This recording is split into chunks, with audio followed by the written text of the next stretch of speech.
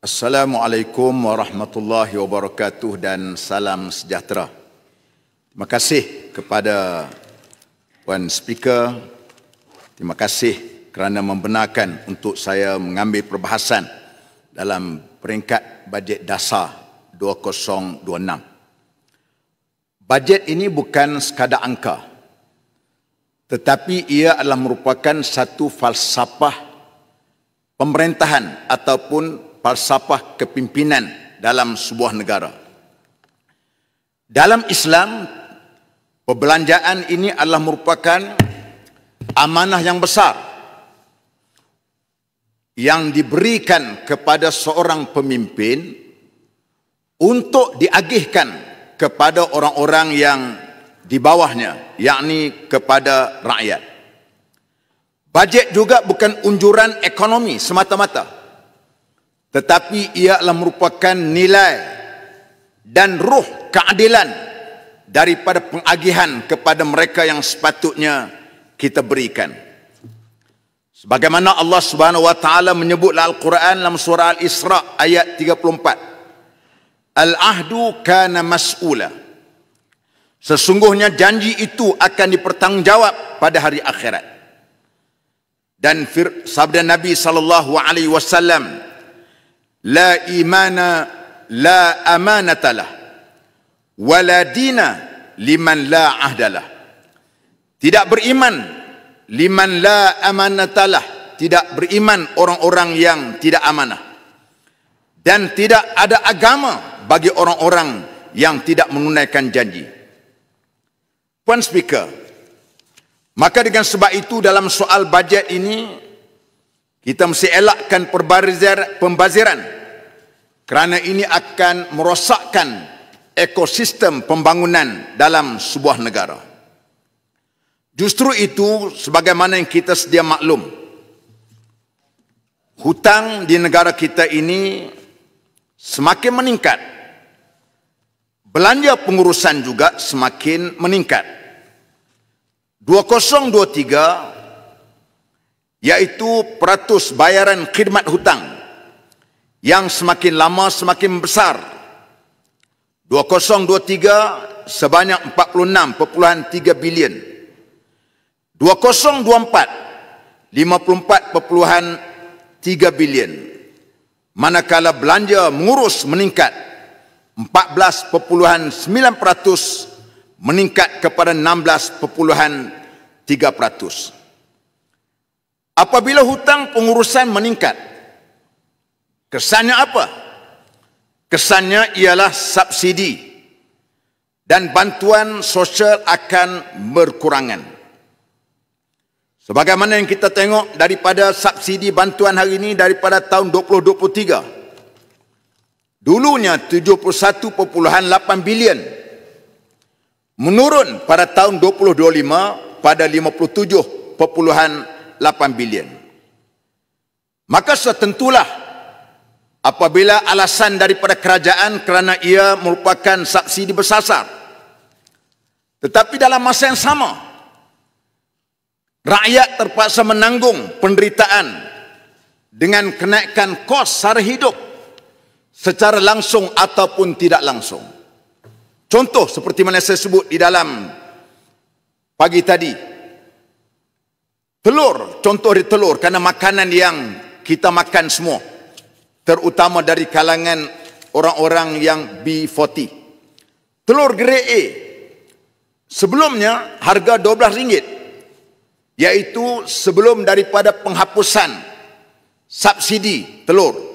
Dan apabila diapung, sekarang ini telur grade A telah meningkat kepada RM13.80, yakni peningkatan sebanyak RM1.80 untuk satu papan. Puan Speaker yang saya hormati, selalu kita dengar dalam ungkapan-ungkapan yang kita dapat lihat, maka hari ini selalu kita sebut golongan maha kaya yang tidak akan menerima subsidi yang terdiri daripada golongan T15. Sebaliknya apa yang berlaku ialah perluasan SST berlaku. Dulunya SST dikecualikan kepada 8,094. Sekarang hanyalah tinggal 1,813 saja. Sebaliknya kepada golongan mahakaya yang menjadi ratib atau zikir yang sering disebut, namun mereka mendapat sara RM100. Termasuklah saya sendiri dapat RM100. Bukan saya tak sudi, tapi sepatutnya wang sebanyak 2 bilion yang peruntukan untuk peruntukan khas ini boleh dibanyakkan lagi, diberikan kepada mereka yang sepatut dapat.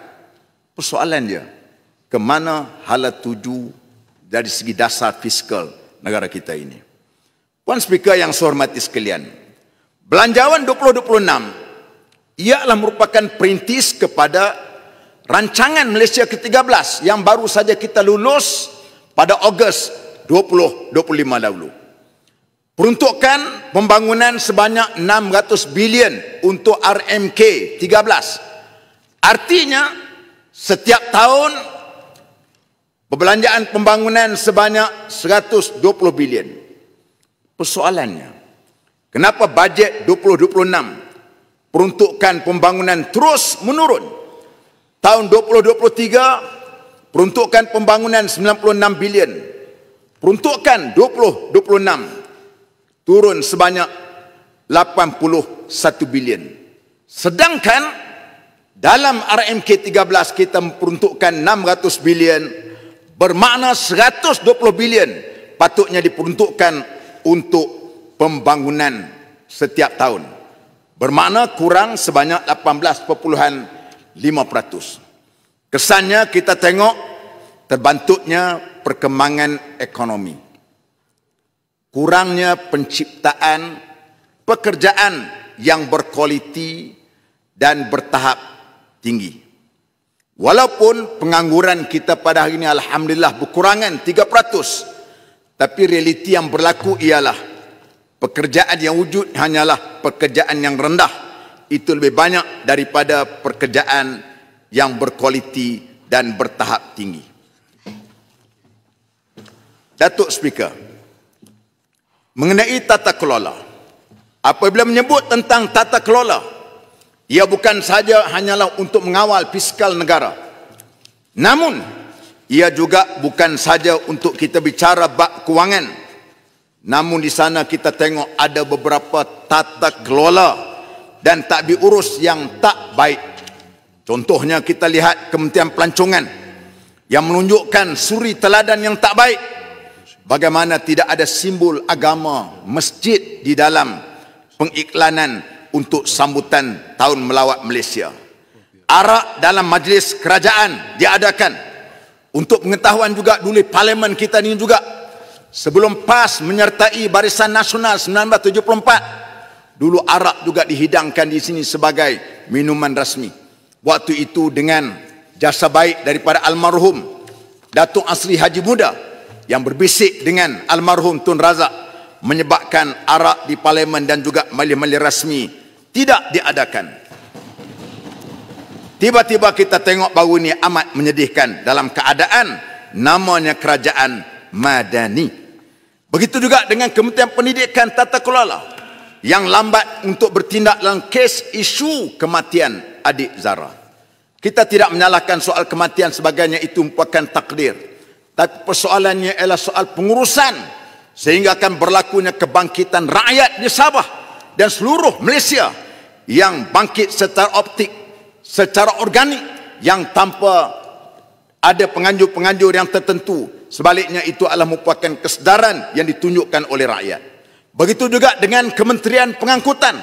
Dilihat masih lagi gagal untuk menangani berkaitan kenderaan berat, bagaimana soal pemandu mabuk dan sebagainya, sehingga berlaku kemalangan tragis yang menyanyatkan hati berterusan satu demi satu.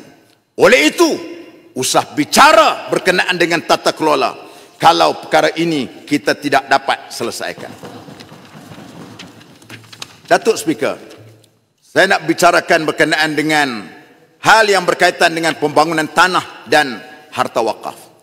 Wakaf merupakan satu instrumen kewangan Islam, dan dia adalah merupakan salah satu daripada perkara yang boleh lakukan untuk meningkat sosioekonomi dan membantu kemiskinan, dan juga sama ada wakaf itu dalam bentuk tunai ataupun di dalam bentuk harta.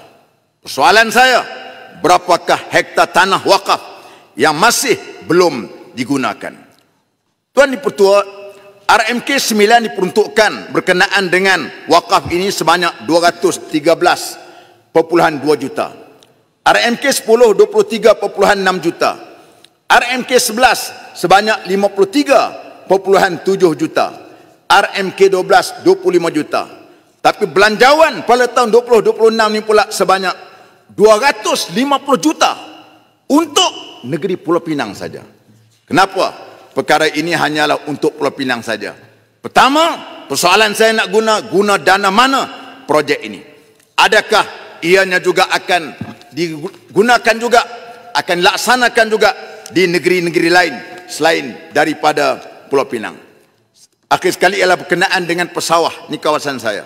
Kawasan saya adalah kawasan jelapang padi yang menyumbang makanan untuk orang-orang yang duduk di parlimen, orang-orang yang berada di Lembah Kelang ini, dan juga salah satu daripada penyumbang selain daripada Kedah dan juga di sebelah Selangor sana.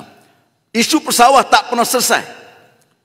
Sedangkan mereka ini adalah wira ekonomi makanan. Mereka kita bercakap tentang mereka ini ialah bukan soal nilai, tetapi bercakap soal sawah ini ialah soal keselamatan makanan.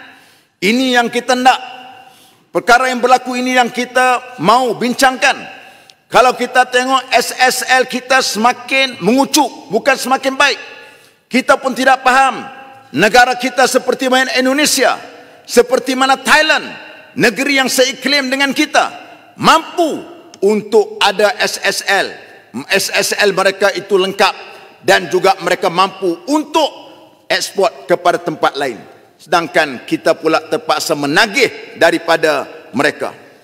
Dulu peruntukan pernah disebut oleh Kementerian Pertanian sebanyak 3.75 bilion bagi memastikan SSL kita cukup 80% pada tahun 2035.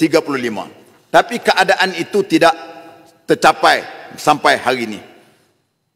Datuk Yang Dipertua, sebab itu bila kita bercakap soal untuk mengenai berkenaan dengan nasib pesawah ini, pendekatan mesti secara holistik. Dia tak boleh hanyalah untuk Kementerian Pertanian saja. Sebaliknya dia mesti melibatkan soal kewangan, melibatkan soal Kementerian Ekonomi, melibatkan soal Petra, iaitu berkenaan dengan saliran air dan sebagainya, KPDNK, MOSTI yang mencipta benih dan sebagainya. Ini yang perlu kita lakukan. Sebab itu saya mencadangkan supaya dalam kes pesawah ini perlu ada kertas putih dibentang bagi mengatasi sebelum daripada kes berlaku parah di dalam negara kita.